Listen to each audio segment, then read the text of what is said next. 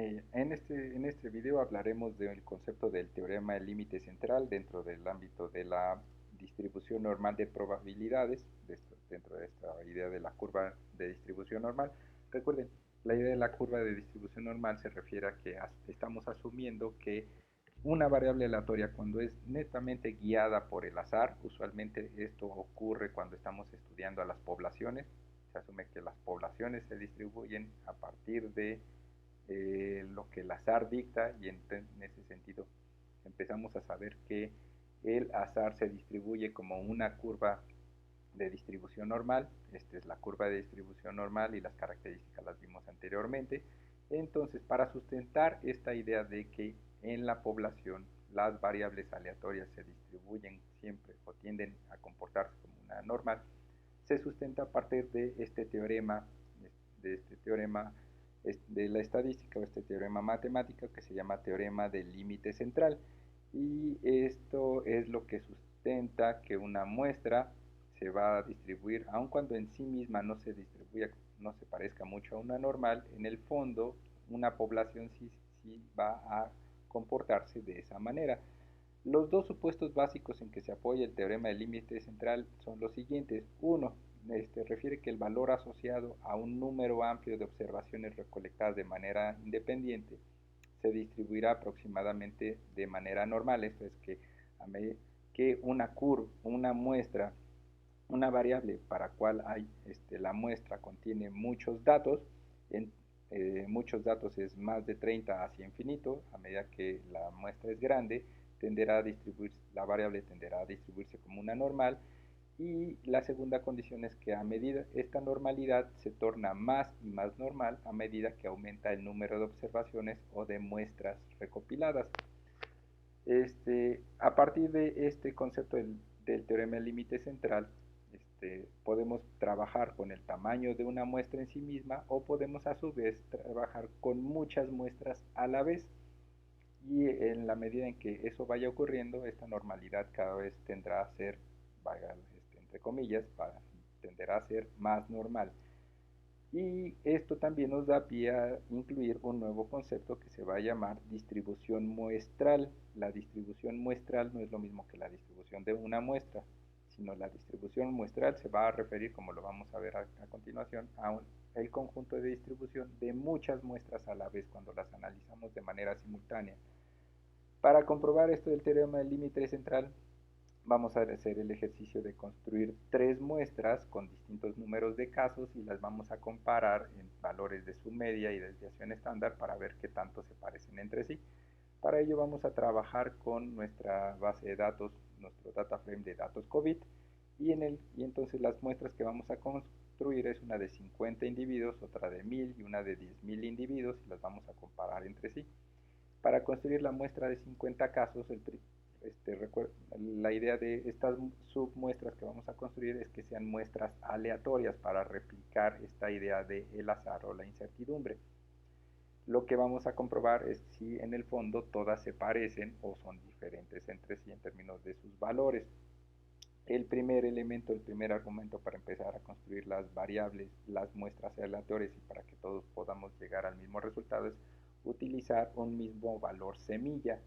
Para eso se pone este comando set.sit, se escribe un número. Este número es arbitrario, pero todos necesitamos tener el mismo número para llegar a los mismos resultados.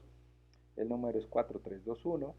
Si lo copian y lo pegan en RStudio, entonces lo que vamos a hacer es definir un mismo punto de partida en los cálculos aleatorios. Después, para construir una muestra o una submuestra de 50, yo le puse el nombre de submuestra-50, lo voy a guardar como un objeto, y lo que le estoy diciendo es que la información para esa submuestra la tome de este data frame que se llama datos-COVID.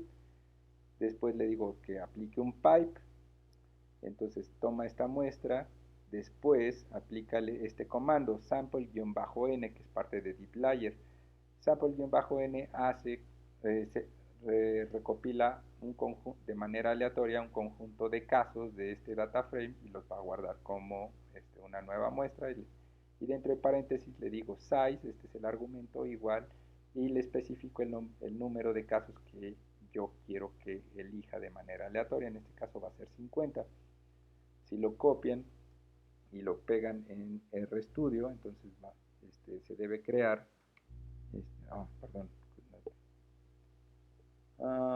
no corrí tidyverse, y si lo corren y lo pegan y le sale mejor que a mí, entonces, no lo había corrido, entonces se va a crear un objeto nuevo que se va a llamar submuestra 50. Ahora construyamos la segunda muestra, la de 1000 casos. Igual tomamos el mismo valor semilla, lo pegan en RStudio, lo corren y ahora hacemos el mismo comando, pero ahora en size ya no quitamos el 50 y le incluimos 1000 para que sean 1000 casos aleatorios. Lo pegan en RStudio y lo corren y entonces se crea un nuevo objeto que se llama submuestra-1000. Por ejemplo, ahora vamos a hacer exactamente lo mismo pero para la muestra de 10.000. Entonces lo único que hago es añadirle un 1000 más al nombre también, lo corro y se va a crear un tercer objeto que se va a llamar submuestra 10-10000. Y ahora lo que tenemos que hacer es comparar los valores de nuestras muestras para saber qué tanto se parecen entre sí y qué tanto no. Esto es para entender también en el fondo el concepto de variable aleatoria. Esto es, los valores que vemos en una muestra no necesariamente van a ser siempre los mismos y en ese sentido tenemos que preguntarnos por qué no son los mismos. Por ejemplo, para solicitar los valores de la media y la desviación estándar, para nuestra submuestra 50 podemos utilizar el comando summarize, que es parte de dplyr.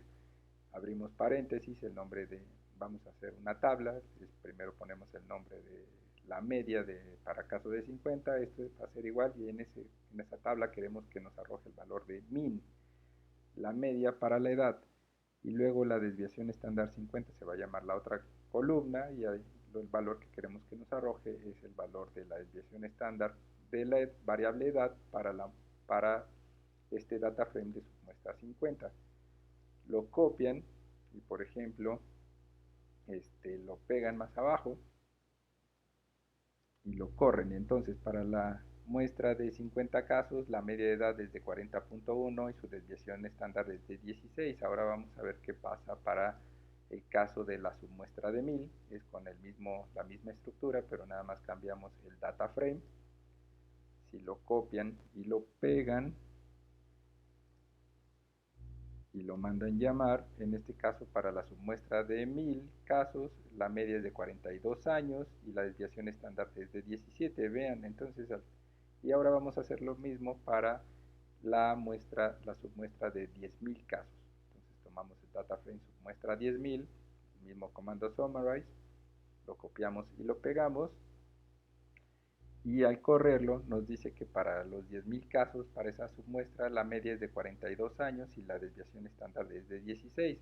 Y ahora la pregunta que nos tenemos que hacer es, ¿cuál es el valor que nos refleja más a la población?